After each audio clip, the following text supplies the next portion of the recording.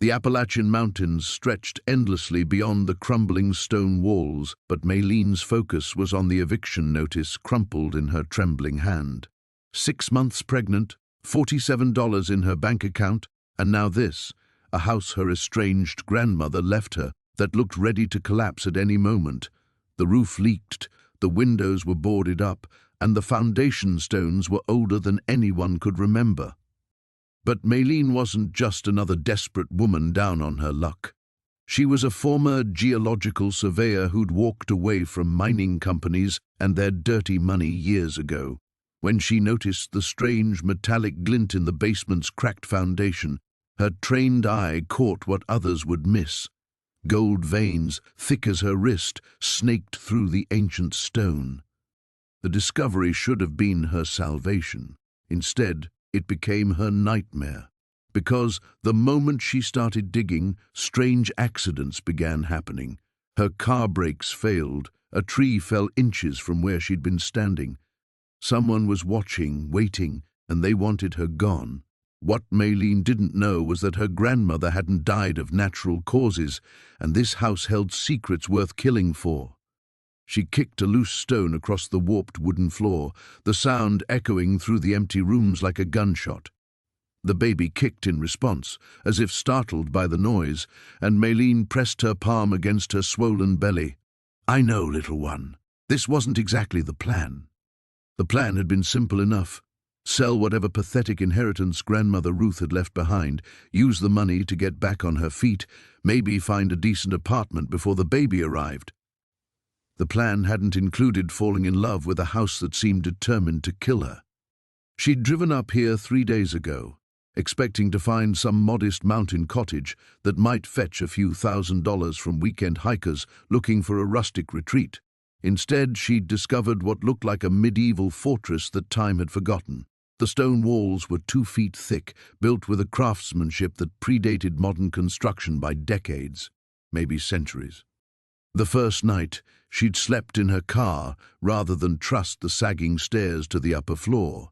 But curiosity had always been her weakness, the same trait that had made her excellent at geological surveys and terrible at following her ex-husband's demands to just let the mining companies handle the technical stuff. When she'd finally worked up the courage to explore the basement, flashlight beam dancing across the ancient stonework, she'd nearly dismissed the metallic gleam as pyrite. Fool's gold. But her fingers had traced the familiar patterns, and her breath had caught in her throat. These weren't surface deposits. This was a substantial gold vein running deep into the mountain itself. The implications had hit her like a physical blow. Her grandmother's house wasn't just built on valuable land. It was built directly over what could be a significant gold mine, the kind of discovery that could set her up for life, provide for her child's future, maybe even fund the environmental geology research she dreamed of pursuing. That same night, driving back to town for supplies, her brake pedal had gone straight to the floor on a mountain curve. Only luck and a conveniently placed guardrail had kept her from plunging into the ravine below. The mechanic had whistled low when he'd seen the brake lines, neatly severed as if by a sharp blade. "Mighty strange," he'd said, not meeting her eyes. "Mighty strange indeed." Now, standing in the musty basement again, Maylene ran her fingers along the gold veins that seemed to pulse with their own inner light. She'd spent enough time around mining operations to recognize when something didn't add up. This wasn't some recent discovery. Someone had known about this gold for a long time. The basement walls showed signs of careful excavation, though the work looked old, decades old, maybe more. Someone had been mining here systematically, but quietly, very quietly. And when she'd examined the house's foundation more carefully, she'd realized the strange architectural choices weren't random. They were designed to conceal entrances to what appeared to be an extensive tunnel system. Her grandmother had been sitting on a secret gold mine her entire life. But why hadn't Ruth ever mentioned it? Why live in near poverty, accepting charity from the church, when she had a fortune literally beneath her feet? The baby kicked again, harder this time, and Maylene felt a familiar surge of fierce protectiveness. Whatever game was being played here, whatever secrets were buried in these mountains, she needed to understand them. Because someone clearly believed this gold was worth killing for, and they weren't going to stop just because she was pregnant. She pulled out her cell phone, grateful for the single bar of service that flickered intermittently in the basement. There was only one person who might have answers about her grandmother's past, her great-aunt Clara, Ruth's younger sister, who'd moved to Florida decades ago and never looked back. As the phone rang, Maylene heard a sound that made her blood freeze. Footsteps. Slow, deliberate footsteps directly above her head. The rusted key turned with surprising ease, as if the old lock had been waiting decades for this moment. Maylene pushed against the heavy wooden door, and it groaned open, releasing a rush of stale air that carried the scent of abandonment, dust, decay, and something else she couldn't quite identify. Something metallic and cold. She stepped across the threshold, one hand instinctively moving to her rounded belly as her eyes adjusted to the dim interior. Weak sunlight filtered through grimy windows, casting long shadows across a room that time had forgotten. The furniture stood draped in white sheets like sleeping ghosts, and cobwebs hung in delicate curtains from the exposed wooden beams above.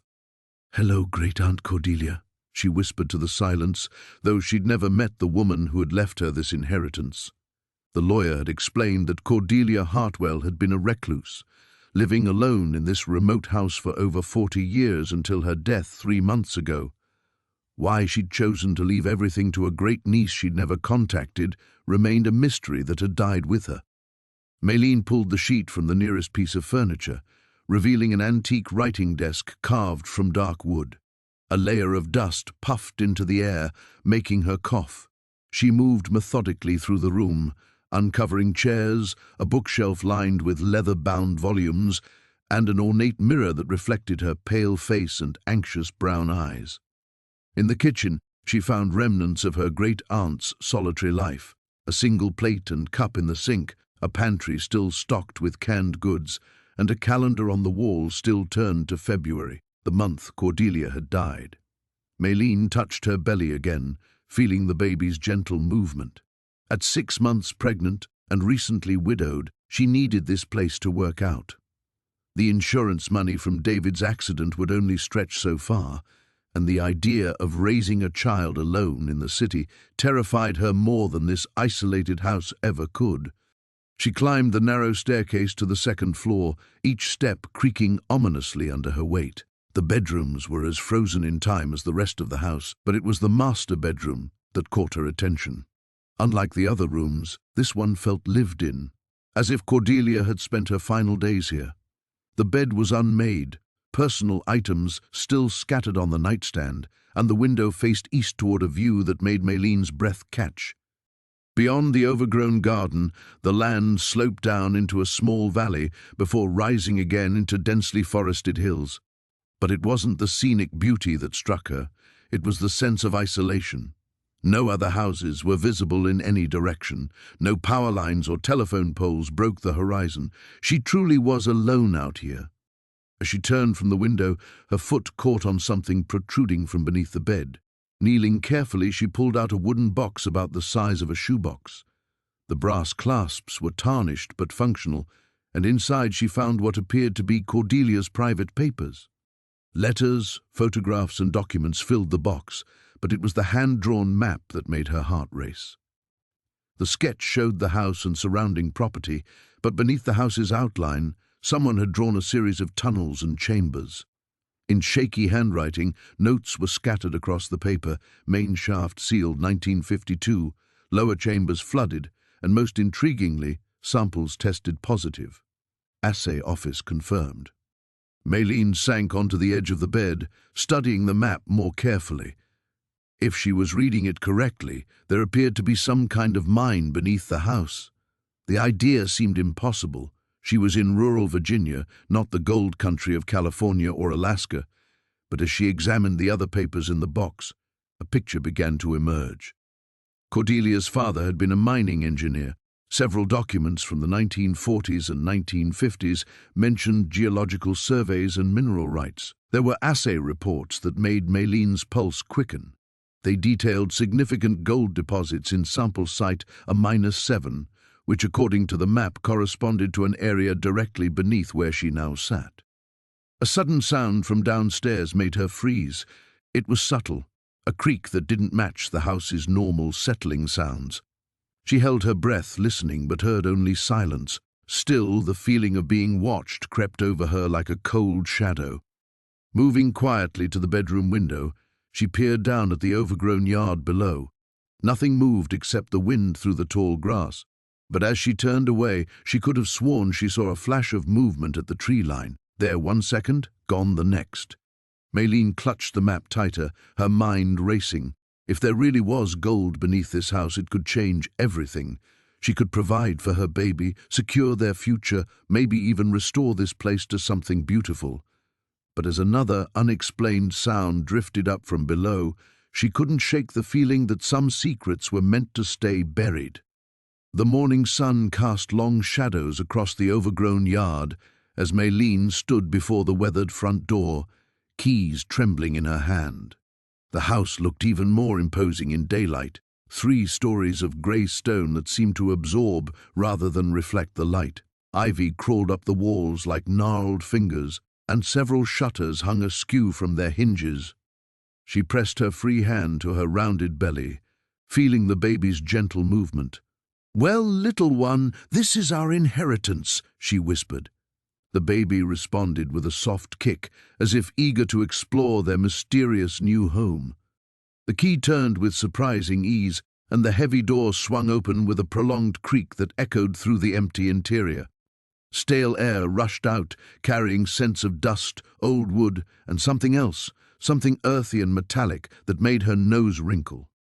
Inside, dust motes danced in shafts of sunlight, streaming through grimy windows. The main room was larger than she'd expected, with a massive stone fireplace dominating one wall and exposed wooden beams crossing the ceiling. Furniture sat beneath white sheets like sleeping ghosts, and her footsteps echoed hollowly on the wide planked floors. Maylene pulled out the letter from Great-Aunt Cordelia's lawyer and read it again. "The house has been in our family for over a century," she murmured, running her fingers along a carved wooden banister. "Why did no one ever mention it?" She climbed the stairs carefully, testing each step. The second floor held 4 bedrooms, each with tall windows that would flood the rooms with light once cleaned. In what must have been the master bedroom, she found a trunk at the foot of an enormous 4-poster bed. The trunk wasn't locked. Inside, beneath layers of tissue paper, she discovered photograph albums, letters tied with ribbon, and a leather-bound journal. She opened the journal carefully, squinting at the faded ink. "Property of Cordelia Blackwood, 1952, she read aloud. The entries were sparse at first, notes about household expenses and weather observations, but as she flipped through the pages, the tone changed dramatically. The sounds from below grow stronger each night. Samuel insists it's merely the old house settling, but I know better. Something stirs beneath us, something that should remain undisturbed." Maylene's pulse quickened. She turned the page. "Found the entrance today, hidden behind the pantry wall. The passage is older than the house itself, carved directly into the bedrock. Samuel forbade me from exploring further, but how can I resist? The family stories may not be mere legend after all."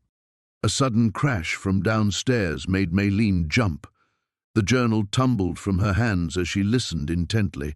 Silence stretched for several heartbeats before she heard it again. Deliberate footsteps moving across the main floor. "Hello?" she called out, her voice cracking slightly. "Is someone there?" The footsteps stopped. Maylene grabbed the journal and crept toward the stairs, her heart hammering against her ribs. She peered down into the main room but saw nothing out of place. The front door remained closed, just as she'd left it. Must have been something falling, she told herself, but her hands shook as she descended the stairs.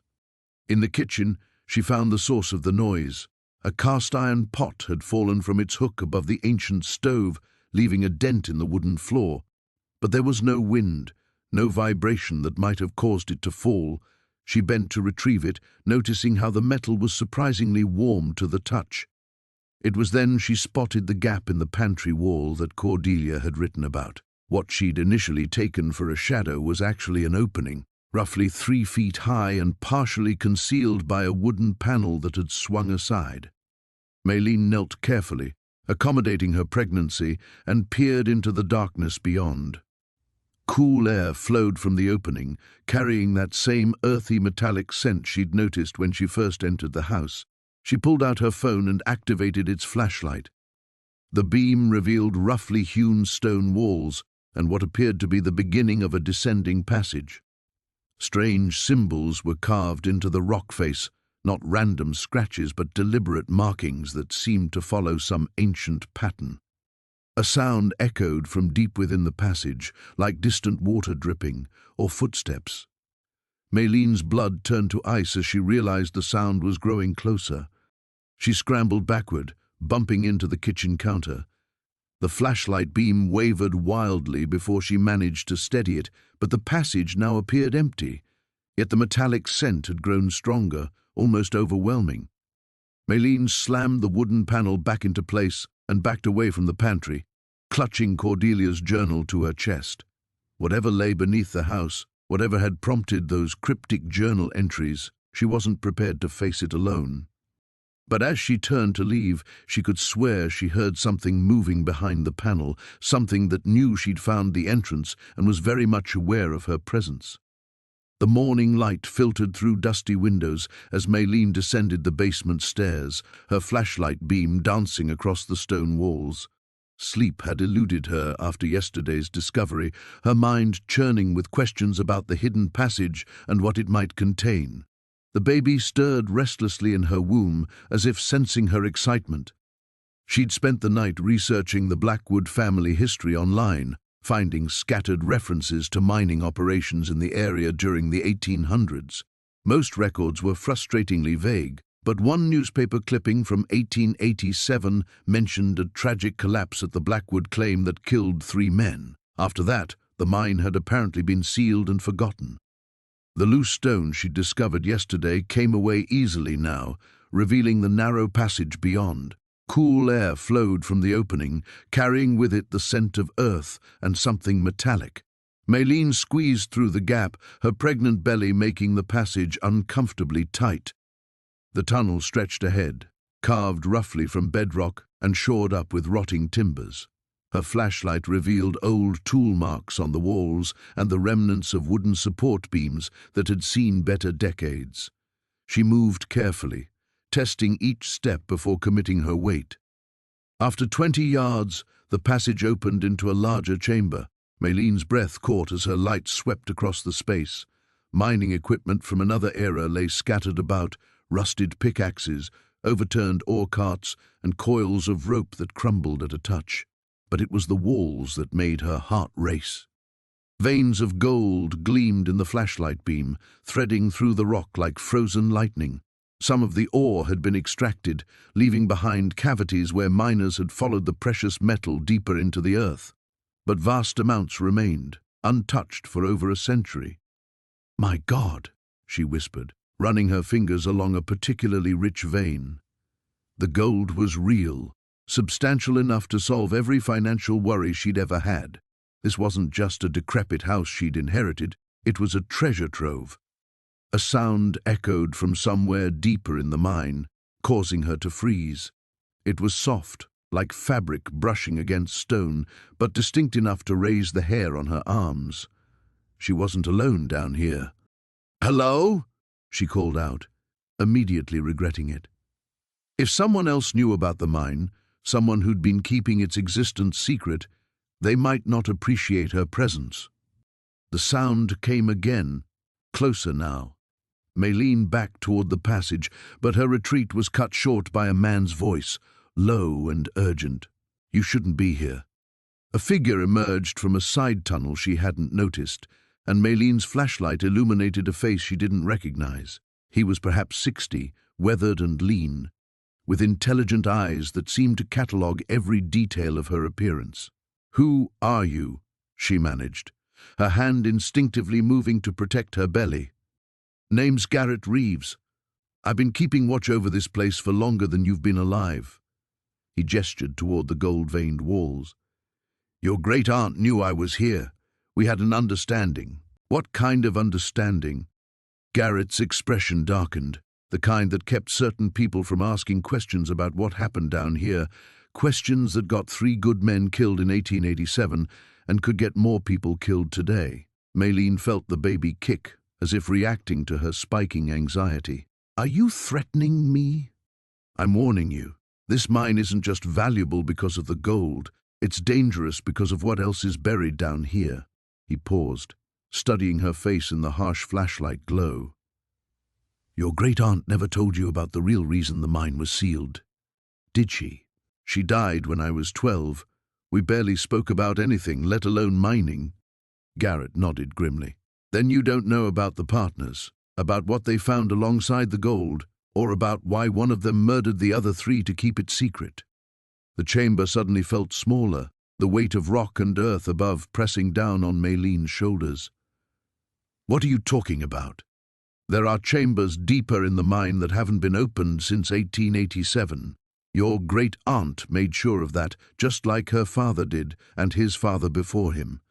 Some secrets are meant to stay buried." A new sound echoed through the tunnels, footsteps coming from the direction of the house. Garrett's face went pale. "Someone else is here," he whispered urgently. "Someone who shouldn't know about this place."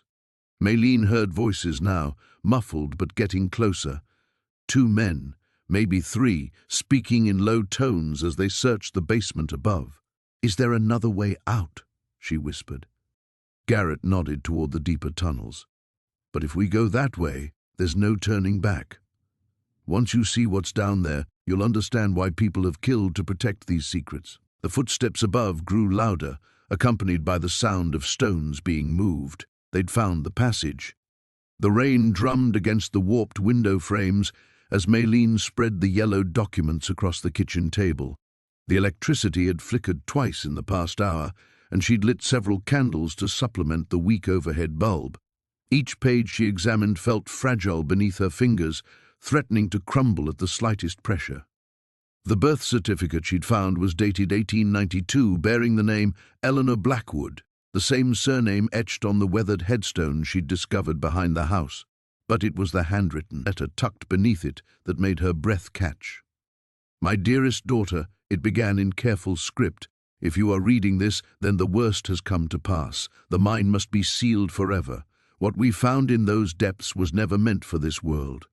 Maylene's hand instinctively moved to her growing belly. The baby kicked, as if sensing her unease. She continued reading, squinting in the candlelight. 3 men have died already.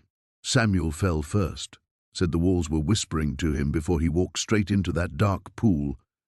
Then came Marcus, found at the bottom of the main shaft with no memory of how he'd gotten there. The others are talking of leaving, but Thomas insists we can still extract the remaining gold safely. The letter's edge was stained with something dark, ink or perhaps something worse. Maylene turned the page carefully. "The indigenous people warned us before we began digging. They spoke of something sleeping beneath the mountain, something that fed on greed and blood. We should have listened. Instead, we pushed deeper, drawn by the promise of wealth beyond imagination. Now I fear we've awakened something that should have remained buried." A sudden bang from upstairs made Maylene jump. She sat perfectly still, listening. The house often made strange noises, settling foundations, wind through broken boards, but this had sounded deliberate, heavy, like footsteps. She gathered the documents quickly and tucked them into her jacket pocket. The candle flames danced as she moved, casting shifting shadows on the walls. Another sound echoed from above, definitely footsteps this time, slow and measured. Maylene grabbed the largest kitchen knife from the counter and crept toward the staircase. Each step groaned under her weight as she climbed, the knife trembling in her grip. The footsteps had stopped, but she could hear something else now, a low humming, almost like a lullaby. The upstairs hallway stretched before her, darker than usual despite the candle she'd left burning. 3 doors led off the main corridor, 2 bedrooms and a bathroom. The humming seemed to come from everywhere and nowhere at once. "Hello?" she called softly, immediately regretting the decision. If someone had broken in, announcing her presence was foolish, but the alternative, that something else entirely was in her house, seemed far worse. The humming stopped abruptly. Maylene approached the first bedroom door, which stood slightly ajar. She pushed it open with the knife's tip, peering into the empty space. Moonlight filtered through torn curtains, illuminating dust motes that swirled without any breeze to stir them. A creak came from behind her. She spun around to find the bathroom door, which she was certain had been closed, now standing wide open. Inside, the old clawfoot tub was filled with dark water that definitely hadn't been there an hour ago. The metallic smell of rust, or blood, drifted into the hallway. Maylene backed away, her heart hammering against her ribs. The baby kicked again, harder this time, as if responding to her panic. She needed to get out of the house, needed to call someone, but her cell phone sat charging in the kitchen below. As she turned toward the stairs, a figure stepped out of the shadows at the far end of the hallway. It was a woman, in a long, tattered dress that might once have been white. Her hair hung in wet strands around her face, and her skin had the pale, waxy appearance of something that had been underwater too long. But it was her eyes that made Maylene's blood freeze. They glowed with the same unnatural golden light she'd seen in the mine. "Shouldn't have come here," the woman whispered, her voice carrying the sound of distant water dripping in caves. "The mine calls to those with Blackwood blood, but the price is always the same." Maylene gripped the knife tighter, though she doubted it would be much use against whatever stood before her. "What do you want?" "To warn you, as I tried to warn the others. The gold corrupts everything it touches. It whispers promises of wealth and security, especially to those who carry new life." The woman's gaze dropped to Maylene's belly. "But it demands payment in return. It always has." The lights flickered once more and went out completely, plunging the hallway into absolute darkness. When Maylene struck a match from her pocket, the woman had vanished, leaving only the lingering scent of stagnant water and something else, something that reminded her uncomfortably of the musty air she'd breathed in the mine's depths. The flashlight beam danced across the tunnel walls as Maylene descended deeper into the earth, her free hand trailing along the rough stone for balance. Each step echoed in the darkness ahead, swallowed by shadows that seemed to press closer with every breath. The air grew thicker, heavy with the scent of minerals and something else, something organic and unsettling. Her pregnancy made the descent more challenging than she'd anticipated. The baby shifted restlessly, as if sensing her unease, and she paused frequently to catch her breath. The wooden support beams that lined the tunnel looked ancient, their surfaces darkened with age and moisture. Some showed signs of newer repairs, crude patches and reinforcements that suggested someone had been maintaining this passage recently. The tunnel curved sharply to the right, and Maylene found herself in a wider chamber. Her flashlight revealed pickaxe marks scarring the walls, and the floor was littered with chunks of quartz that glittered like fallen stars in the artificial light. This had definitely been a working mine, probably dating back to the gold rush era when half of Colorado had been torn apart by prospectors chasing their fortunes. A sound made her freeze, a distant scraping like metal against stone. She clicked off the flashlight and stood perfectly still, her heart hammering against her ribs. The darkness pressed against her like a living thing, and for several terrifying moments, she wondered if she'd made a catastrophic mistake coming down here alone. The sound didn't repeat. After counting to 60, she switched the light back on and continued forward, moving more cautiously now. The chamber narrowed again into another tunnel, this one sloping downward at a steeper angle. The walls here showed different tool marks, newer ones made by modern equipment. Someone had definitely been expanding or renovating these passages. The tunnel opened into what could only be described as an underground workshop. Maylene's breath caught as her flashlight swept across the space. Modern mining equipment sat alongside antique tools. Battery-powered lamps hung from hooks driven into the stone walls. A wooden table held maps, notebooks, and what looked like geological surveys. Most shocking of all, a generator hummed quietly in one corner, its red power light glowing like a malevolent eye. Someone, was actively working this mine. Maylene approached the table with trembling hands. The maps showed the layout of the tunnels in meticulous detail, far more extensive than what she'd explored. Red X marks indicated specific locations, with dates and notations written in a cramped handwriting she didn't recognize. The most recent entries were from just 3 days ago. One of the notebooks lay open, its pages filled with calculations and sketches of rock formations. The handwriting was definitely masculine, sharp and angular. As she read, her blood grew cold. The entries detailed not just mining operations, but surveillance notes about the house above, notes about her. Subject arrived Tuesday. Pregnant, appears to be alone. Vehicle, blue Honda Civic, Colorado plates. Has been exploring the house but hasn't found the entrance yet. The entry was dated the day after she'd arrived. Her hands shook as she flipped through more pages. Whoever had written this had been watching her every move, documenting her routines, even speculating about how long she might stay. The final entry made her stomach lurch. Subject getting too close. May need to accelerate timeline. Consider direct intervention if she discovers the lower levels. A new sound echoed through the tunnels. Footsteps, deliberate and getting closer. Maylene clicked off the flashlight and crouched behind the generator, her mind racing. Someone was coming, and from the measured pace of the footsteps, they knew exactly where they were going. The footsteps paused at the chamber entrance. A powerful LED flashlight blazed to life, sweeping the room in a systematic search pattern. Maylene pressed herself lower behind the generator, trying to control her breathing, trying to keep the baby from moving and giving her away. "I know you're down here," a man's voice called out, gravelly and tired. Saw the light from the upper tunnel. No point hiding. The beam moved closer to her hiding spot. In seconds, it would find her. "Look, lady, I'm not going to hurt you," the voice continued, though something in its tone suggested otherwise. "I just need to talk to you about what you've seen down here, about what you think you know." Maylene's hand closed around a chunk of loose quartz the size of her fist. It wasn't much of a weapon, but it was something. The footsteps resumed, moving directly toward the generator now. The light beam swept left, then right, then... There you are. The light blazed directly into her eyes, blinding her. She couldn't see the man behind it, could only make out a dark silhouette. He was tall, broad-shouldered, wearing what looked like work clothes. "Now then," he said, his voice carrying an edge of menace despite his earlier reassurances. "We need to have ourselves a little conversation about property rights and family obligations, about debts that need paying and secrets that need keeping." He took a step closer.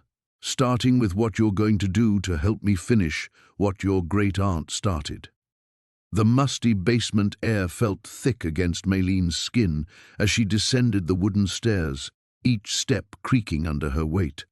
The flashlight beam danced across stone walls that seemed to absorb the light, revealing patches of moisture and something that looked disturbingly like old bloodstains. Her hand instinctively moved to her belly as the baby kicked, as if sensing her unease. 3 days had passed since she'd found the mine entrance, and despite Marcus's warnings about structural integrity, she couldn't shake the feeling that answers lay hidden in the darkness below. The basement stretched farther than she'd initially realized, with alcoves carved into the rock that housed remnants of mining equipment, rusted pickaxes, rotted wooden buckets, and coils of rope that crumbled at her touch. But it was the newer items scattered among the antiques that made her pulse quicken. Fresh cigarette butts, a plastic water bottle dated from last year, and muddy boot prints that definitely weren't hers. Someone had been down here recently, very recently. The sound of footsteps above made her freeze, heavy boots crossing the kitchen floor, too deliberate to be casual. She clicked off the flashlight and pressed herself against the cold stone wall, listening as the footsteps paused directly over her head. The basement door creaked open. "I know you're down there, Maylene."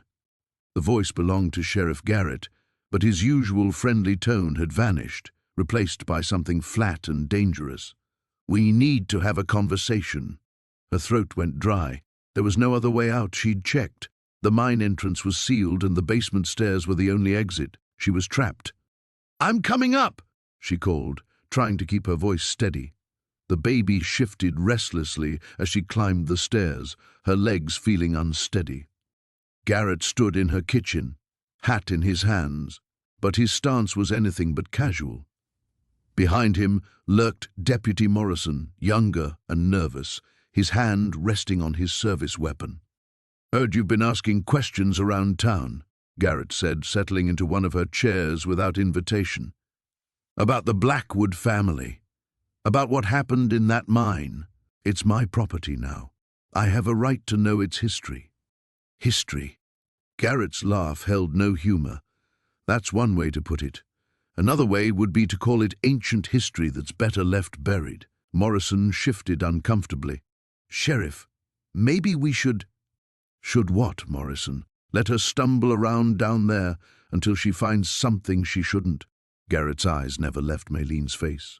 "My grandfather worked that mine, girl.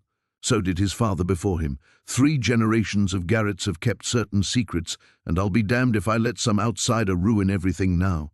The pieces began clicking into place. "You knew about the gold."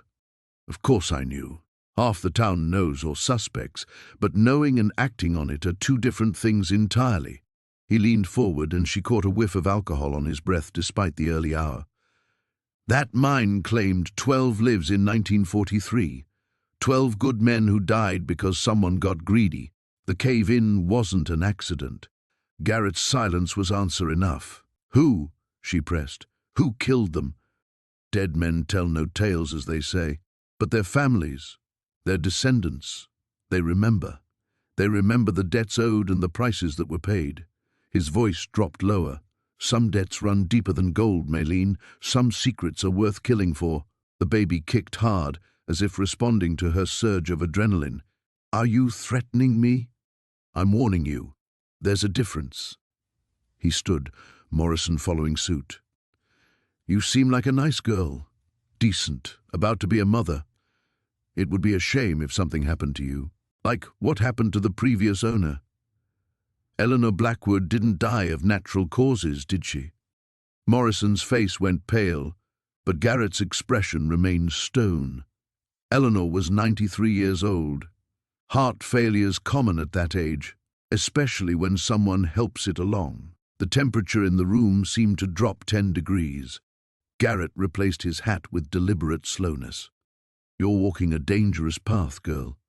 I've been patient because you're new here, because you're carrying a child. But my patience has limits." He moved toward the door, then paused.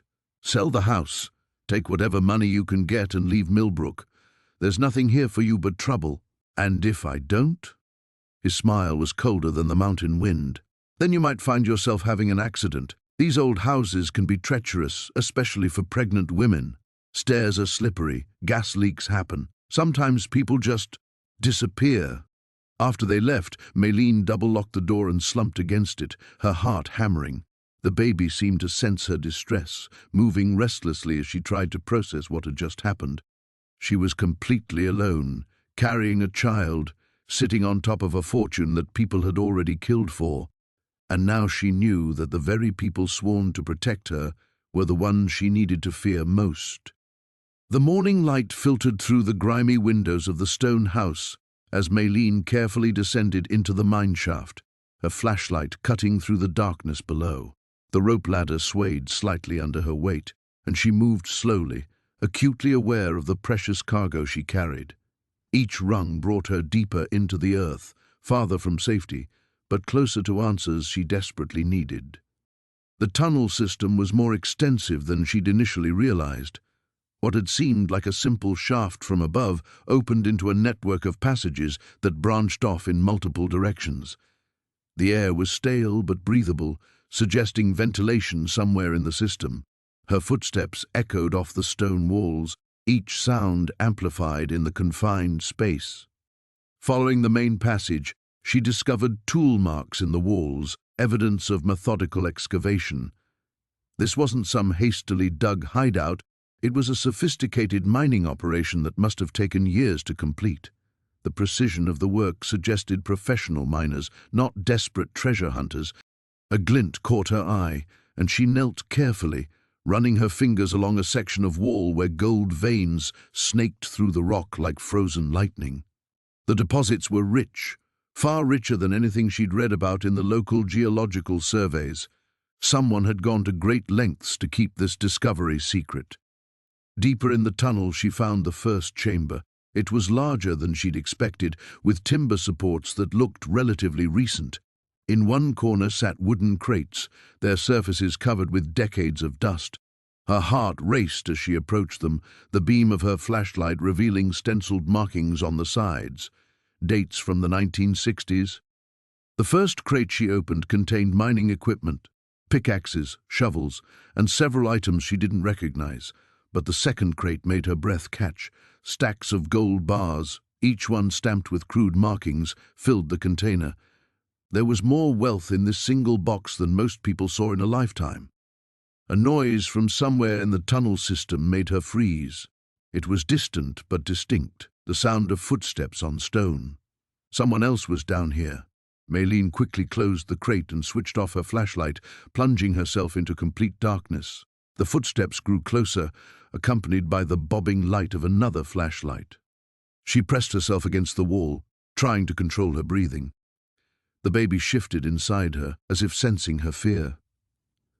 Through the darkness, she could hear voices now. Two men, their conversation echoing through the tunnels. "She's been down here," one voice said, gruff and unfamiliar. "Look at these footprints in the dust." "Find her," replied another voice, one that sent ice through her veins. She recognized it now. It was Marcus, the real estate agent who'd been so eager to help her with the property transfer. She's seen too much already. Maylene realized with growing horror that she was trapped. The voices were coming from the direction of the main tunnel, blocking her path back to the rope ladder. She needed another way out, and she needed it quickly. Moving as quietly as possible in the darkness, she felt her way along the chamber wall until she found another opening, a smaller passage that led deeper into the earth. She had no choice but to follow it and hope it connected to another exit. The narrow tunnel forced her to crouch as she moved, her hand trailing along the wall for guidance. Behind her, the voices grew louder as the men discovered the chamber. Their flashlight beams danced across the walls, searching. "The crates have been disturbed," Marcus's voice carried through the stone. "She knows about the gold." The passage began to slope upward, giving Maylene hope that it might lead to the surface. Her legs ached from the awkward crouching position, and her back protested with each step. But the fear of being caught drove her forward. After what felt like hours but was probably only minutes, she saw something that made her heart leap, a faint glimmer of natural light ahead. The passage was widening, and the air was definitely fresher. She emerged into another chamber, this one with a natural opening that led to a concealed entrance behind a cluster of boulders on the hillside above her house. From this vantage point, she could see her property below, and more importantly, a black SUV parked beside her own car. She recognized it as the vehicle Marcus had been driving during their property meetings. The pieces were falling into place with terrifying clarity. Her inheritance wasn't the lucky break she'd thought it was. Someone had been using the old mine for decades, and her arrival threatened their operation. The convenient death of her great-aunt, the eager real estate agent, the rush to transfer the property, none of it had been coincidence. As she watched, two figures emerged from her house, clearly having searched it in her absence. One was Marcus, but she couldn't identify the other man from this distance. They were looking for her, and they wouldn't stop until they found her. Maylene knew she couldn't go back to the house. She needed help, but who could she trust when she didn't know how deep this conspiracy went? The morning light filtered through the grimy windows of the stone house, casting long shadows across the floor where Maylene sat hunched over her laptop. Her back ached from sleeping on the lumpy couch, but she'd been too afraid to venture upstairs after yesterday's encounter with the intruder. Every creak of the old house made her jump, her hand instinctively moving to protect her growing belly. She'd spent the night researching everything she could find about the Blackwood family and their connection to this property. The internet had yielded fragments, Newspaper clippings from the 1920s about mining accidents, property records that seemed deliberately obscured, and most disturbing of all, a series of missing person reports spanning decades, all involving people who had shown interest in purchasing or exploring the land. A knock at the front door made her heart leap into her throat. Through the window she could see Sheriff Daniels standing on the porch, his expression grim. Beside him stood a woman she didn't recognize, tall, sharp-featured, wearing an expensive coat that seemed out of place in this rural setting. "Mrs. Harper?" Daniels called through the door. "We need to speak with you." Maylene reluctantly opened the door, keeping the chain latch engaged. "What's this about?" "This is Victoria Blackwood," Daniels said, nodding toward the woman. "She represents certain family interests regarding this property. May we come in?" The name hit Maylene like a physical blow. Blackwood. She studied the woman's face, noting the predatory gleam in her dark eyes. "I'm not sure that's a good idea." Victoria stepped forward, her voice smooth as silk. "Mrs. Harper, I believe there's been a misunderstanding about what you've inherited. My family has legitimate claims to certain assets on this property. I'm here to resolve this matter amicably." "Assets?" Maylene's grip tightened on the door. "You mean the gold mine?" The woman's composure cracked for just a moment, surprise flickering across her features. "So you know, that simplifies things considerably." She reached into her purse and withdrew a thick envelope. "I'm prepared to offer you a very generous sum for the property, enough to set you and your child up for life, somewhere far more suitable for raising a family." "The mine doesn't belong to you," Maylene said, her voice stronger than she felt. "I've seen the deed. My great-aunt left everything to me." Victoria's smile turned cold. "Deeds can be complicated things, Mrs. Harper, especially when they involve properties with such a complex history. I'm sure you wouldn't want to get tangled up in lengthy legal proceedings, especially in your condition." Sheriff Daniels shifted uncomfortably beside her. "Mrs. Harper, I'd strongly advise you to consider Miss Blackwood's offer. This area has seen some unfortunate incidents over the years, people who've gotten in over their heads." The threat was barely veiled, and Maylene felt a chill run down her spine. These weren't just greedy relatives trying to claim an inheritance. This was something much more dangerous. "I need time to think about it." "Of course," Victoria said, though her eyes remained hard. "But don't take too long. My patience isn't unlimited, and there are others who might not be as diplomatic in their approach." After they left, Maylene double-checked all the locks and returned to her research with renewed urgency. She needed to understand what she was really dealing with. The gold mine was clearly valuable enough that people were willing to kill for it, but there had to be more to the story. Her phone buzzed with a text from an unknown number. "Stop digging or join the others who couldn't leave well enough alone." Maylene's hands shook as she read the message. The others? Was that what had happened to all those missing people? Her great-aunt Cordelia must have known about the danger. Why else would she have been so secretive, so paranoid in her final years? She needed help, but who could she trust? Sheriff Daniels was clearly compromised, and she was completely alone in this isolated place. The nearest neighbor was miles away, and her own family lived across the country. Then she remembered something. Among her great-aunt's papers, there had been a business card for a geological surveyor named Marcus Chen. The card was old, but maybe he was still around. Maybe he knew something about what lay beneath the house. As she searched through the box of documents, she heard footsteps on the porch. Heavy, deliberate steps that didn't belong to either Daniels or Victoria Blackwood. Maylene grabbed the poker from beside the fireplace and crept toward the window. A man in work clothes was examining the foundation of the house, taking photographs with a professional-looking camera. When he looked up toward the window, she ducked back, but not before catching sight of his face, scarred, weathered, with eyes that held the same predatory gleam she'd seen in Victoria Blackwood's gaze. Whatever secrets lay buried beneath this house, Maylene realized she was running out of time to uncover them before someone decided she knew too much to live. The morning sun cast long shadows across the overgrown garden, as Maylene made her way to the tool shed behind the stone house. Her back ached with each step, the baby seeming heavier with each passing day. She'd barely slept after finding the threatening note, her mind racing through possibilities of who might know about the mine. Inside the shed, she pushed aside rusted gardening tools and moth-eaten canvas tops until she found what she was looking for. A metal detector her great-aunt had apparently used for treasure hunting. The irony wasn't lost on her that Aunt Cordelia had owned such a device while sitting on an actual gold mine. As she struggled to lift the heavy equipment, a voice behind her made her jump. "Need some help with that?" Maylene spun around to find Jake Martinez, the local sheriff, standing in the doorway. His tall frame blocked most of the sunlight, casting his face in shadow. "Jake, you scared me half to death."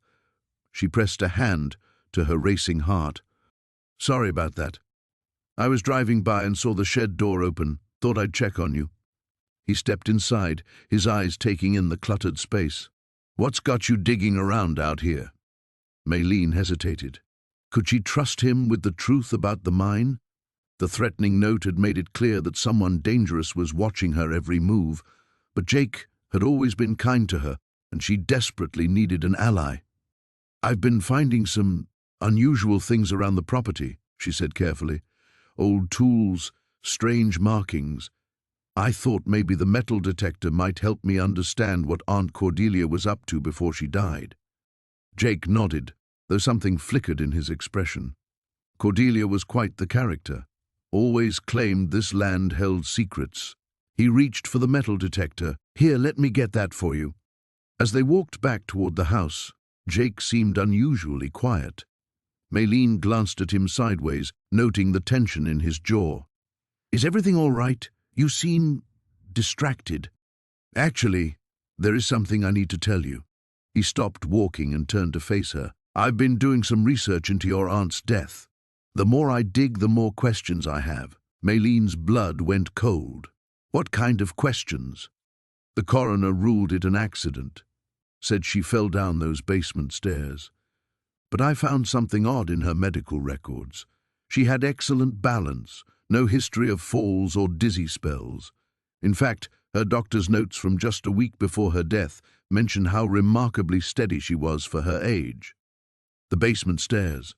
Maylene thought of her own near miss just days ago, how the railing had given way so easily. You think she was murdered?" "I think it's possible." Jake's voice was grim. "And if that's true, then whoever killed her might not be happy about you inheriting this place." A chill ran down Maylene's spine as she remembered the note. "Leave now or join your aunt." She was about to tell Jake about it when the sound of tires on gravel interrupted them. A black sedan was pulling up the long driveway. "Expecting company?" Jake asked, his hand instinctively moving to rest on his service weapon. Maylene watched as two men in expensive suits emerged from the car. Even from a distance, she could see they weren't locals. They moved with the confidence of people accustomed to getting what they wanted. The older of the two men approached them with a practiced smile. "Miss Harper, I'm Richard Blackwood from Meridian Development Corp. This is my associate, Mr. Chen. We'd like to discuss a business proposition with you." Maylene felt Jake tense beside her. "What kind of business?" "We're interested in purchasing your property," Blackwood continued smoothly. "We're prepared to make a very generous offer, well above market value. You could be somewhere safer, more suitable for your condition within the week." The emphasis on safer wasn't lost on Maylene. Was this a threat disguised as an offer? "I'm not interested in selling." Blackwood's smile faltered slightly. "Perhaps you should reconsider. This old place is quite isolated, and with a baby coming, well, accidents can happen so easily." Jake stepped forward, his badge clearly visible. "I think you gentlemen should leave. Miss Harper has made her position clear." Chen spoke for the first time, his voice flat and menacing. "Sheriff Martinez, isn't it? I'd be careful about getting too involved in matters that don't concern you." "The offer stands," Blackwood said, pulling a business card from his jacket, "but it won't stand forever. Some opportunities have expiration dates." As the sedan pulled away, Maylene turned to Jake with fear evident in her eyes. They know about the mine. They have to. Jake frowned. What mine? Looking into his confused face, Maylene made a decision that would change everything. There's something I need to show you. The sound of gravel crunching under tires made Maylene's blood freeze. She pressed herself against the kitchen window, peering through the gap in the curtains as headlights swept across the overgrown yard. The black sedan that had been following her earlier now sat in her driveway like a predator claiming its territory. Two men emerged from the vehicle, their movements deliberate and unhurried. The taller one wore an expensive-looking coat despite the warm evening, while his companion carried what appeared to be a leather briefcase. They weren't here for a social visit. Maylene's hand instinctively moved to her belly as the baby kicked, as if sensing her fear. She had to think fast. The journal and maps were spread across the kitchen table, evidence of everything she'd discovered about the mine. If these men were connected to whoever had been watching the property, those documents could get her killed. The doorbell rang, its ancient chime echoing through the house like a death knell. She swept the papers into a flour canister, her hands shaking as she tried to make the kitchen look normal.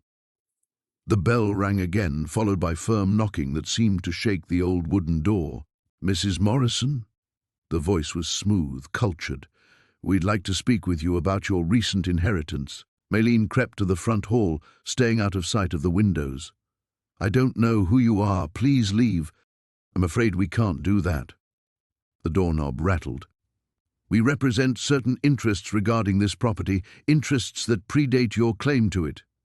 Through the peephole, she could see the man's face, angular features, cold eyes that seemed to look right through the door. His companion was examining the lock with tools she recognized from crime shows. "You're breaking into my house," she called out, backing toward the kitchen. "I'm calling the police." A low chuckle carried through the door. "By all means. Though I should mention that Sheriff Davidson is currently dealing with a rather urgent matter on the other side of the county. Something about a warehouse fire. Terrible timing." The lock clicked open. Maylene's heart hammered as she realized they'd orchestrated this perfectly. She grabbed her phone and the car keys, then remembered the hidden passage Marcus had shown her. The entrance was in the basement, behind the furnace. If she could reach it before they found her... The front door creaked open just as she slipped through the basement door. The wooden steps groaned under her weight, each sound seeming to echo like gunshots in the darkness. Behind her, she heard footsteps on the main floor and voices discussing where to search first.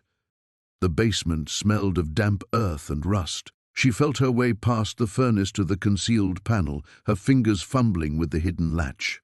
The passage opened with a grinding sound that made her wince. "Check the basement," came the voice from above. She squeezed through the opening, pulling the panel closed behind her, just as light spilled down the basement stairs. The tunnel stretched ahead into absolute darkness, but she didn't dare use her phone's flashlight yet. Instead, she felt her way along the rough stone walls, each step taking her deeper into the mountain. The air grew colder as she moved away from the house. Behind her, muffled voices indicated they'd found the basement, but hadn't yet discovered the passage. She allowed herself to hope she might escape, when her foot hit something metallic. The clang echoed through the tunnel like a bell. Everything went silent above. Then came the sound of furniture being moved, the furnace door being opened and closed, and finally the unmistakable scrape of the panel sliding open. "Well, well," the cultured voice drifted down the tunnel. "Mrs. Morrison, you've just saved us considerable time. We were wondering how you'd managed to locate the main shaft so quickly." A flashlight beam pierced the darkness behind her. Maylene ran. The tunnel branched ahead, and she chose the left passage purely on instinct. The floor sloped downward, and she could hear water dripping somewhere in the distance. Her breathing echoed off the walls, ragged and desperate. The baby kicked again, harder this time, as if protesting the jostling. She placed a protective hand over her belly and forced herself to slow down. Falling in here could kill them both. The pursuing footsteps had fallen behind, but she could still see the glow of their flashlights reflecting off the tunnel walls. They knew these passages, probably better than she did. A cool breeze touched her face, carrying the scent of earth and something else.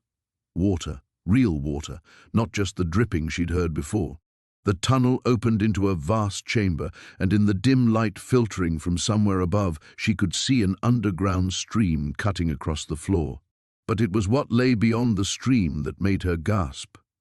Gold veins ran through the far wall like frozen lightning, more extensive than anything in Samuel's journal. This wasn't just a mine, it was the source of a fortune vast enough to kill for. And standing beside the stream, as if he'd been waiting for her, was Marcus. The musty scent of aged paper and leather filled Maylene's nostrils as she carefully opened the wooden chest they'd hauled up from the mine. Her hands trembled slightly as she lifted out the first bundle of documents, their edges yellowed and brittle with age. Marcus held the flashlight steady while she unwrapped the oilcloth protecting the papers. "Property deeds," she whispered, squinting at the faded ink. "Dating back to 1847. And look at this, mining claims, transfer documents, even what looks like a partnership agreement." Marcus leaned closer, his shoulder brushing against hers. "Can you make out the names?" She traced her finger along the cramped handwriting. "Ezra Blackwood, that's my great-great-grandfather. And here, Thomas Caldwell." Her voice caught. "Marcus, that's got to be related to Sheriff Caldwell." Jesus. Marcus sat back on his heels. "So this goes back generations." Maylene continued sorting through the documents, her baby shifting restlessly as she bent forward. Birth certificates, death records, and then something that made her blood run cold, a handwritten confession dated 1892. "Listen to this," she said, her voice barely audible. "I, Thomas Caldwell, do hereby confess to the murder of Ezra Blackwood on the night of September 15th, in the year of our Lord 1892. The deed was done to prevent his exposure of our mining operations and the disposal of undesirable elements who threatened our enterprise." Marcus grabbed her wrist gently. "Disposal of undesirable elements?" "There's more." Maylene's mouth had gone dry. "We have used the abandoned shafts to conceal evidence of our activities, including the remains of those who would not cooperate with our business arrangements. May God forgive us for what we have done in pursuit of gold." The silence stretched between them, broken only by the settling of old wood and the distant sound of wind through the eaves. Maylene carefully set the confession aside and reached for another bundle. Inside she found photographs, tintypes showing men in mining gear, but also images that made her stomach lurch. Bodies being lowered into mine shafts, groups of men standing around what appeared to be freshly sealed tunnel entrances. "This isn't just about gold," she whispered. "They were using the mine as a mass grave." Marcus stood abruptly, pacing to the window. "And Sheriff Caldwell knows about this. That's why he's been so interested in keeping you away from the property. It's not just about protecting some old mining operation. He's protecting his family's reputation.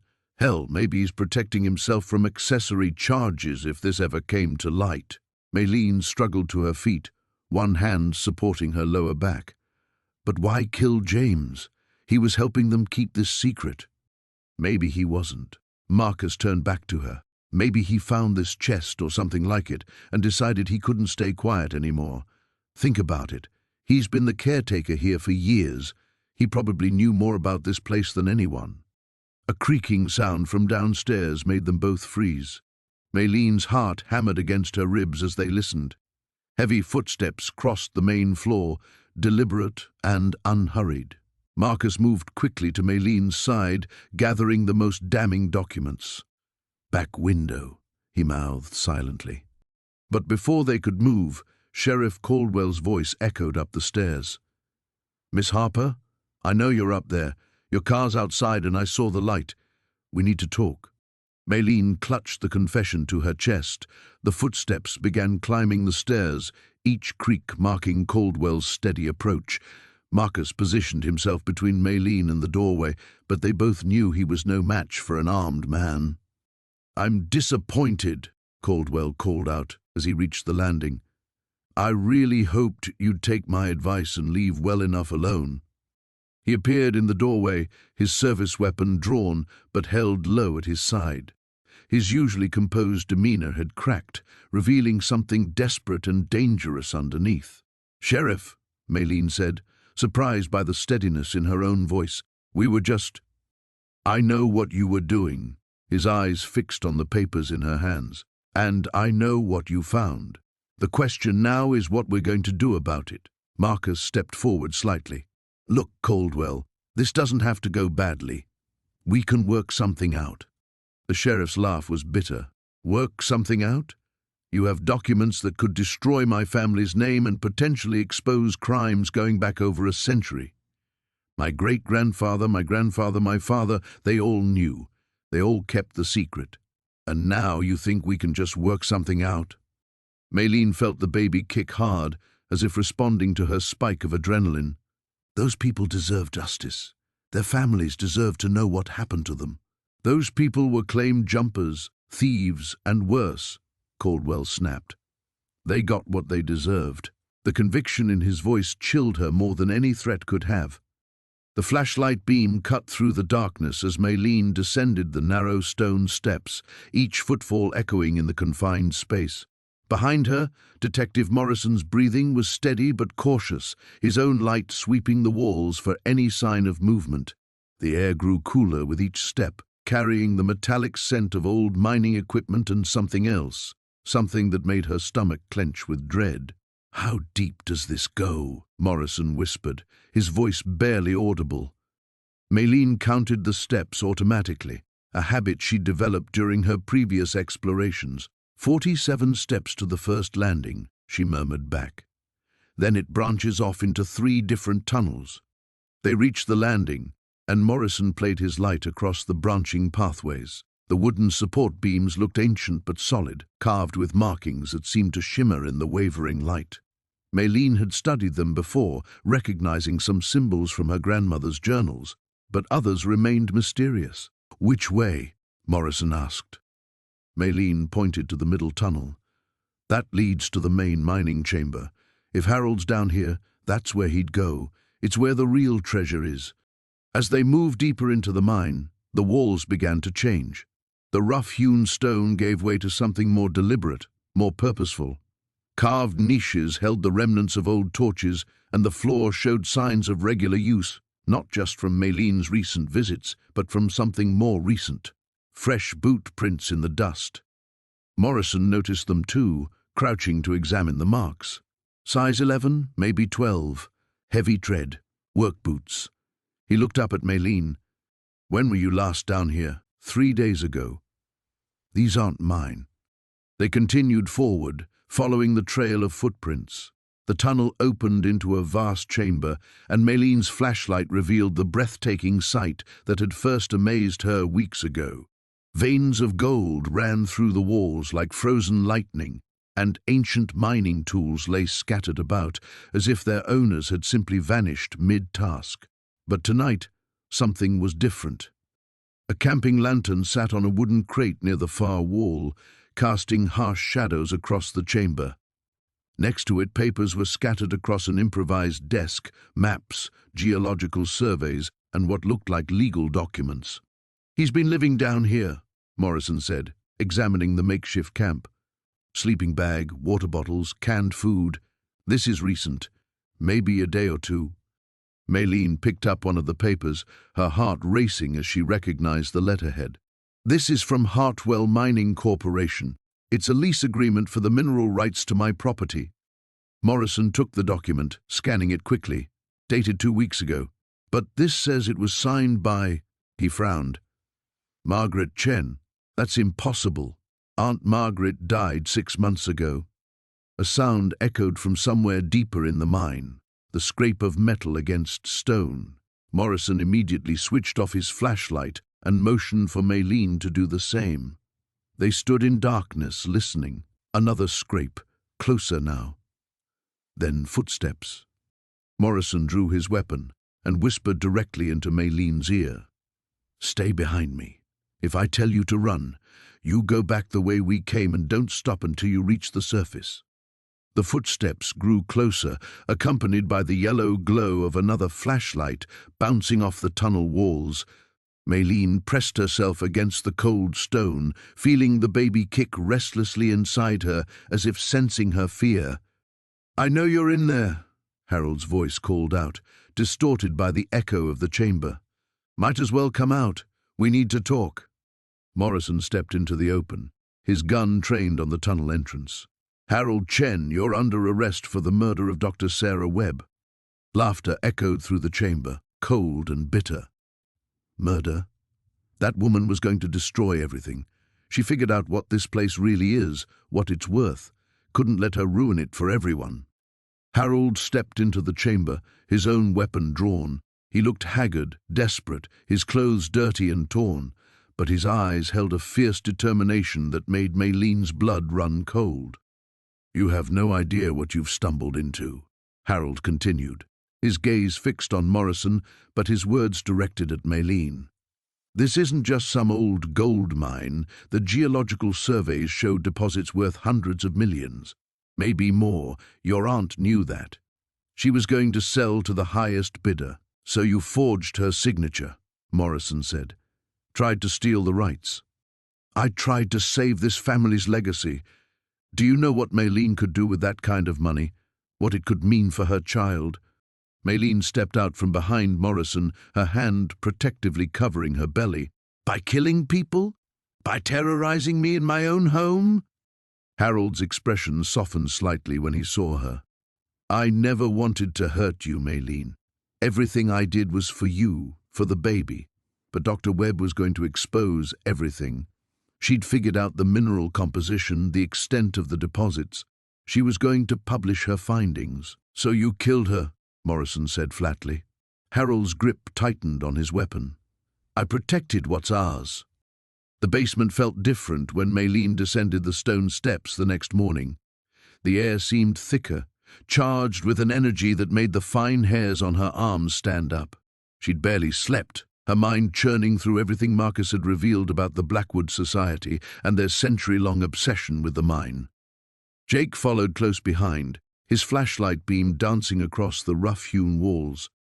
"Are you sure about this? Maybe we should wait for Detective Chen to get back with those files." "We can't wait," Maylene's voice echoed in the narrow space. "Marcus made it clear. They know I'm here, and they're running out of patience. Whatever's down there, whatever they want so badly, we need to find it first." The tunnel entrance yawned before them, a black mouth that seemed to swallow their flashlight beams. Maylene had reinforced the wooden supports yesterday, but the structure still looked precarious. Jake tested the nearest beam with his shoulder, nodding grimly when it held firm. "Ladies first," he said, but his tone was strained. "Though I vote we reconsider this whole plan." Maylene squeezed through the opening, her pregnancy making the passage tighter than it had been weeks ago. The baby kicked against her ribs as if sensing her anxiety. She pressed deeper into the tunnel, following the path she and Dr. Reeves had mapped during their first exploration. The air grew colder as they descended.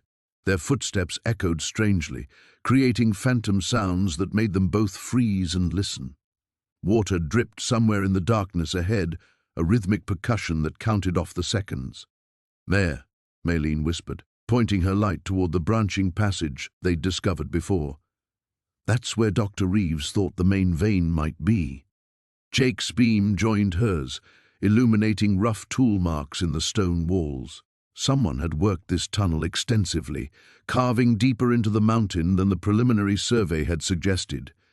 The craftsmanship was impressive. 19th-century miners had built this to last. They followed the passage as it curved to the right, then split again. Maylene chose the left fork instinctively, drawn by a subtle change in the air current. The tunnel walls here showed different markings, not just toolwork, but symbols carved into the stone. Strange geometric patterns that seemed to follow no recognizable pattern. Jake's voice was tight. "Look at this." He'd stopped beside a section of wall where the symbols were particularly dense. At first glance they seemed random, but as Maylene studied them more closely, she began to see a rhythm. Numbers, perhaps, or coordinates. something meant to convey information to someone who knew how to read it. "It's a map," she breathed. "Look, these lines follow the tunnel branches, and these symbols—" She traced one with her finger. "They're marking distances." Jake aimed his light further down the passage. "Then we're going the right way." They pressed on, following the carved directions deeper into the mountain.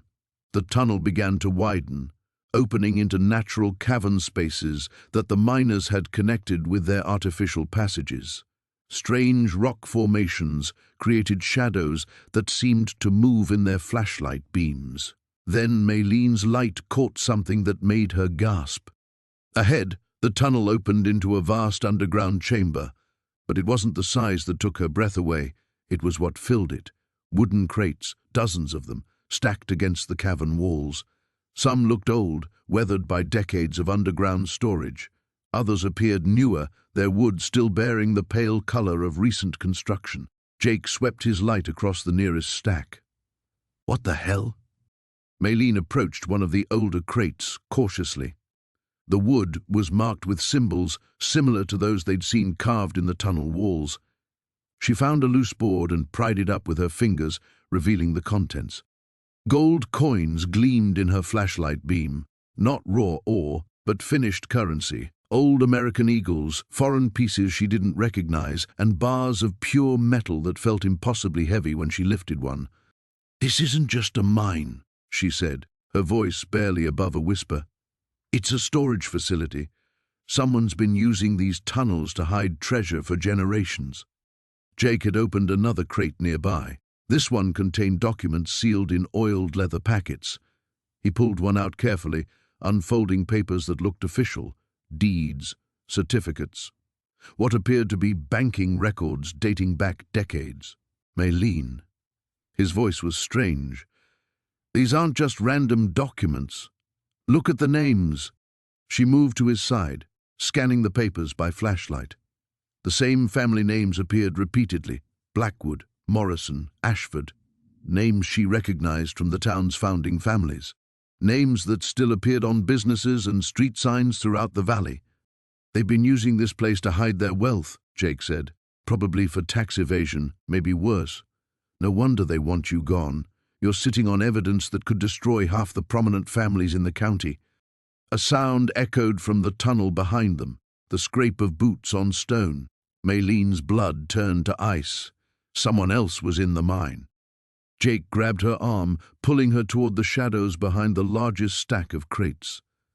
They killed their flashlights just as voices echoed from the tunnel entrance, growing steadily closer. The basement floor felt cold against Mayleen's palms as she pressed herself against the stone wall, listening to the footsteps above. Her heart hammered so violently, she feared whoever was upstairs might hear it echoing through the house. The baby kicked restlessly, as if sensing her terror. Marcus crouched beside her, his breathing shallow. Blood from the gash on his forehead had dried into a dark streak down his cheek, making him look like a warrior painted for battle. In his hand he clutched the leather journal they'd found in the mine, the one that contained the truth about the Ashford family's century-old conspiracy. The footsteps stopped directly overhead. Mayleen held her breath, counting the seconds. 1, 2, 3. Then came the creak of floorboards as the intruder moved toward the back of the house. "They're checking the kitchen," Marcus whispered, his lips barely moving. Mayleen nodded, though she wasn't sure who they were anymore. Sheriff Brennan was dead. She'd seen his body in the mine shaft, a bullet wound in his chest, but someone had been watching them, following them, someone who knew about the gold, about the journal, about everything they'd uncovered.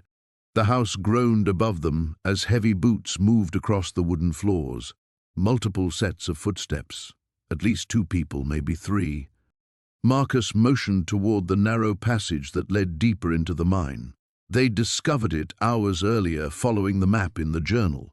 It was their only escape route now, but the thought of going back into those dark tunnels made Mayleen's skin crawl. The mine had already claimed too many lives. Another sound from upstairs, the screech of furniture being moved. They were searching methodically, professionally. These weren't random thieves or curious locals. These were people who knew exactly what they were looking for. "We have to go," Marcus breathed against her ear. Now, while they're distracted. Maylene struggled to her feet, one hand supporting her swollen belly. The baby had been active all day, responding to her stress and adrenaline. She couldn't help but wonder what kind of world she was bringing this child into, a world where people killed for secrets buried in the earth, where greed turned neighbors into enemies. They moved carefully through the basement, avoiding the loose stones that might clatter and give away their position. The entrance to the mine shaft was hidden behind a false wall, invisible unless you knew where to look. Maylene's great-uncle had been clever in his concealment, but not clever enough to avoid whatever fate had befallen him in these tunnels. Marcus eased the hidden panel open, wincing as the hinges produced a soft squeak. The smell of stale air and mineral deposits wafted out, along with something else, something that reminded Maylene of copper pennies and decay. The footsteps upstairs had moved to the front rooms now. Heavy thuds suggested they were overturning furniture, growing frustrated in their search. Soon they'd think to check the basement, and then the hunt would begin in earnest. Marcus stepped through the opening first, then helped Maylene navigate the uneven ground. Her pregnancy made her clumsy, but fear gave her focus. Behind them, the panel swung shut with barely a sound.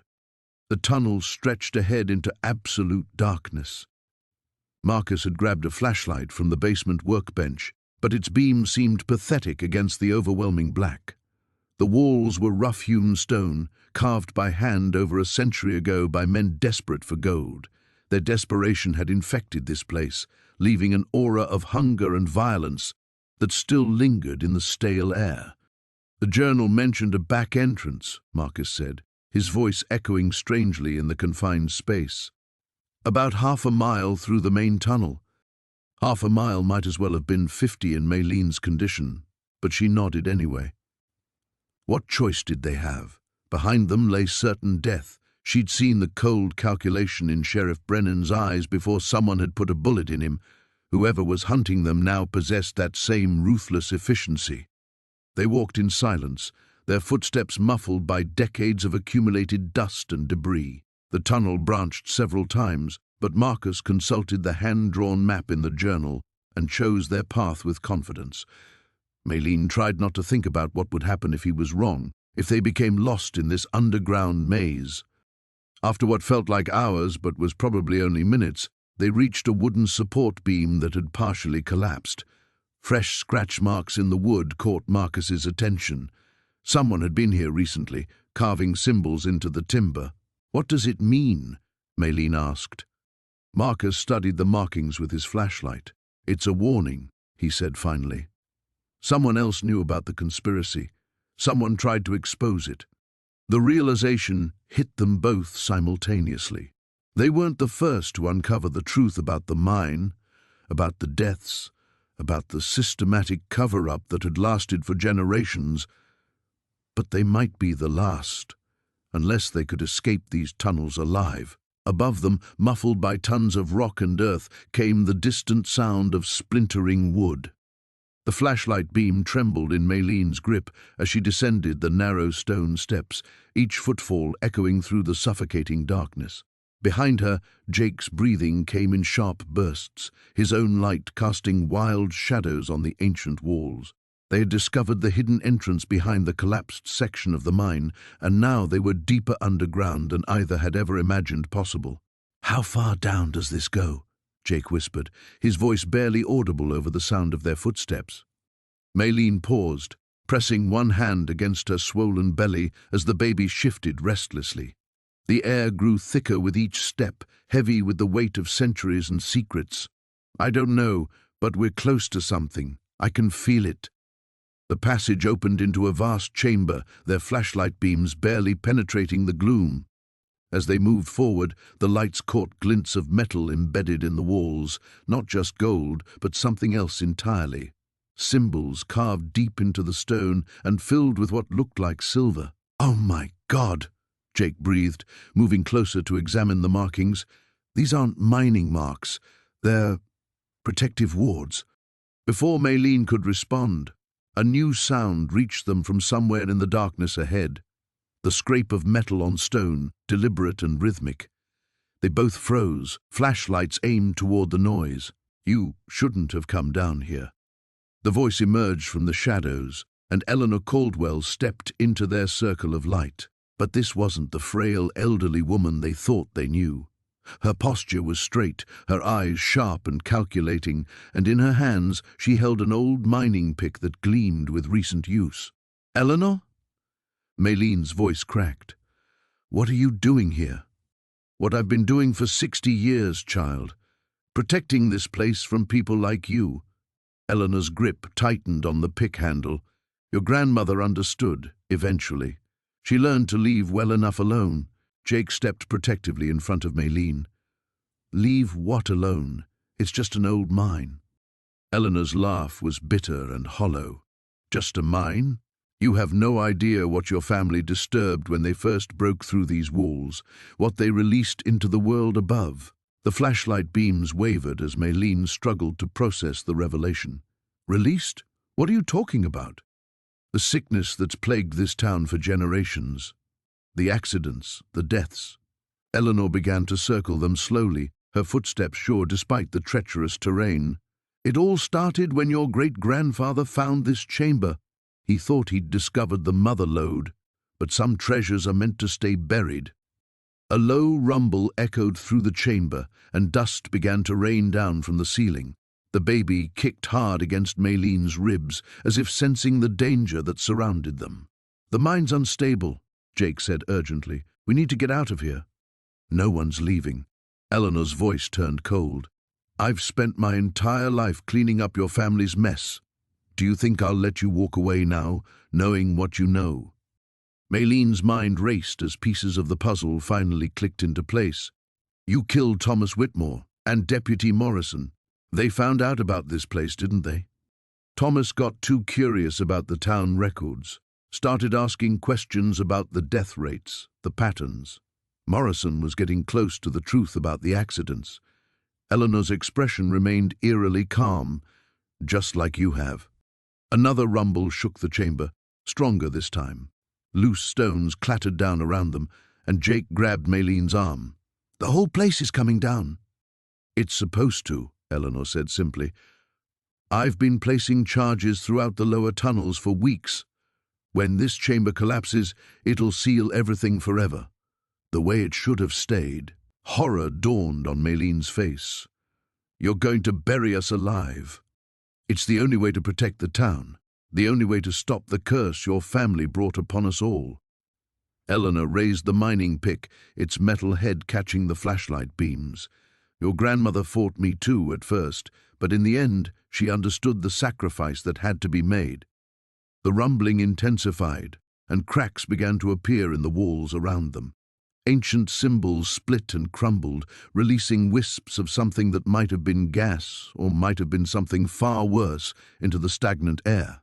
Jake pulled Maylene toward what looked like another passage, deeper in the chamber. "There has to be another way out." "There isn't," Eleanor called after them, her voice carrying an edge of madness. "I've mapped every tunnel, every shaft. This is where it ends, where it was always meant to end." As they stumbled through the darkness, Maylene felt a sharp pain shoot through her abdomen. The stress and exertion were taking their toll, and she could feel her body beginning to betray her when she needed strength most. Behind them, Eleanor's footsteps echoed steadily, patient and relentless as death itself. The chamber shuddered again, and somewhere in the distance, the first of the charges detonated. The mine shaft seemed to breathe around them as they descended deeper into its belly, their flashlight beams dancing across walls that had witnessed decades of secrets. Maylene's hand instinctively moved to her rounded stomach, feeling the baby's restless movement as if sensing the danger that surrounded them. Behind her, Detective Morrison's breathing was labored, his wounded shoulder making every step down the narrow wooden ladder a struggle. "How much farther?" Morrison whispered, his voice barely audible over the drip of water somewhere in the darkness below. Maylene paused on a weathered rung, listening. The voices above had grown fainter, but she knew Vincent Carlyle and his men wouldn't give up easily, not when they were this close. to the fortune that had eluded the Carlyle family for 3 generations. "There," she said, pointing her flashlight toward a horizontal passage that branched off from the main shaft.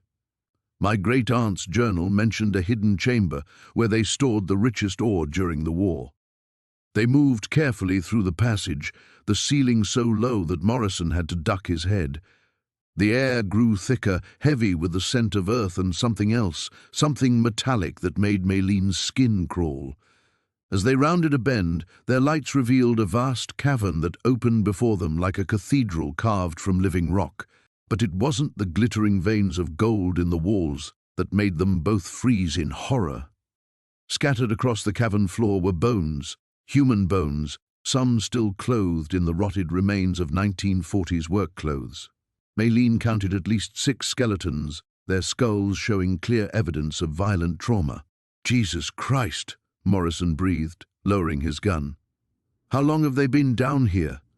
Maylene knelt beside the nearest skeleton, her hands shaking as she examined a rusted nameplate still attached to what had once been a work shirt.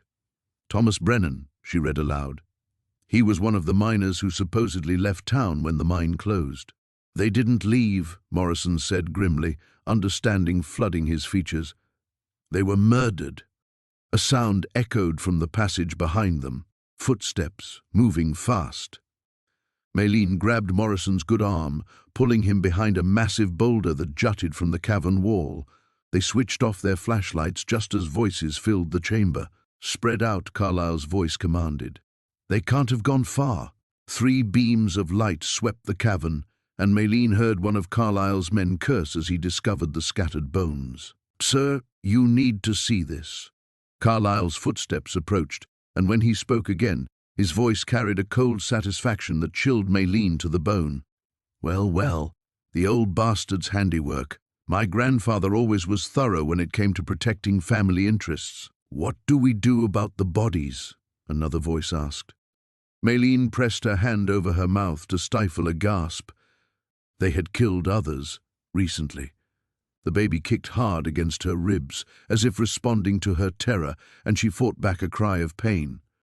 Morrison's hand found hers in the darkness, his fingers intertwining with hers in a gesture of comfort and determination. She could feel him tensing beside her, preparing for what they both knew was inevitable.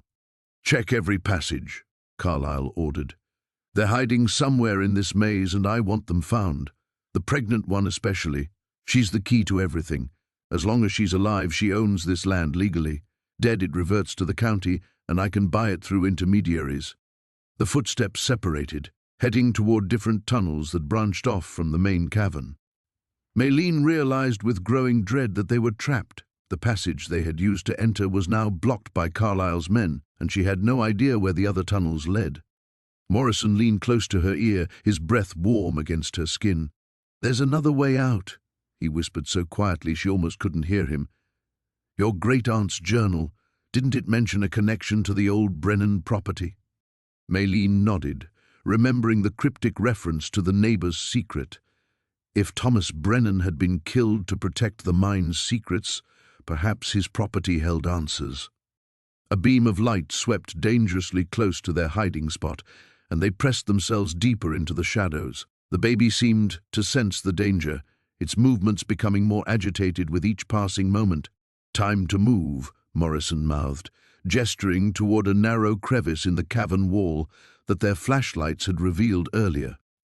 As Carlyle's men continued their methodical search, Maylene and Morrison began their desperate crawl toward what they hoped would be salvation, leaving behind the bone-scattered evidence of a family's murderous legacy and racing against time to prevent their own names from being added to the mine's deadly roll call. The morning sun cast long shadows across the police tape that still fluttered around Maylene's property, but Detective Morrison had finally given them clearance to return. Maylene stood at the threshold of the stone house, one hand resting on her rounded belly where the baby stirred restlessly, as if sensing her tension. "Are you sure about this?" Jake asked, his arm protective around her shoulders. She nodded, though her throat felt tight. "I need to see it through." The house felt different now, lighter somehow, as if Vincent Harrow's death had lifted a weight that had pressed down on these walls for decades. The morning light streaming through the windows revealed dust motes dancing peacefully where just days ago violence had erupted. They made their way to the basement entrance, where the hidden door still hung open. The smell of earth and metal rose from below, no longer ominous but simply ancient. Maylene had made her decision during the long nights at the hospital, and now she was ready to act on it. The mining equipment sat silent in the tunnels. The excavated gold still scattered where Harrow had left it in his desperate final hours. Morrison had explained that legally everything beneath the house belonged to Maylene. The gold, the mine, all of it. She was suddenly wealthy beyond imagination, but the weight of that knowledge sat heavy on her conscience. "The town deserves to know," she said aloud, her voice echoing in the tunnels. "All these years, people have struggled here while this fortune sat hidden." Jake squeezed her hand. "What are you thinking?" "I'm thinking about Mrs. Chen at the grocery store, working 16-hour days, about the families who've lost their farms, about the young people who leave because there's nothing here for them." She paused, feeling the baby kick as if in agreement. "This gold isn't just mine. It belongs to this place, to these people." They climbed back to the main floor, where Maylene had already arranged to meet with 3 visitors. The first to arrive was Mayor Patricia Valdez, a tired-looking woman in her 50s who'd been fighting to keep the town alive for years. Behind her came Dr. Sarah Kim from the Regional Historical Society, and finally, James Patterson, the mining engineer Morrison had recommended. "Thank you all for coming," Maylene began as they gathered in the living room she'd spent weeks renovating. "I wanted to discuss the future of what we've found here." Patterson had already provided his preliminary assessment. The mine contained enough gold to be worth approximately $12 million, possibly more with proper extraction. It was a staggering sum that could transform not just Maylene's life, but the entire community. "I want to establish a foundation," Maylene announced. "The Blackwood Heritage Foundation. It will oversee the responsible extraction of the gold and use the proceeds to benefit the town. Education, healthcare, small business loans, infrastructure improvements." Mayor Valdez's eyes widened. "You're talking about donating $12 million? "I'm talking about investing it where it belongs," Maylene corrected. "This house, this mine, they're part of this town's history. The foundation will preserve that history while building a future." Dr. Kim leaned forward eagerly. "We could create a proper museum, document the indigenous heritage of the mining techniques we found down there. The archaeological value alone is immense." "And we could do it right this time," Patterson added. "Environmentally sound extraction, proper safety measures, create jobs for local people, train them in modern mining techniques." As the discussion continued, Maylene felt a deep sense of rightness settling over her. This was what her great-aunt Eleanor would have wanted, she was certain. The old woman had lived her entire life in this house, part of this community. She wouldn't have wanted the treasure to benefit only one person. Jake caught her eye and smiled. They'd talked late into the night about their own future. They would keep the house, raise their child here, but they would live simply on a modest portion of the gold's value. The rest would serve the greater good. "There is one condition," Maylene said as the meeting wound down.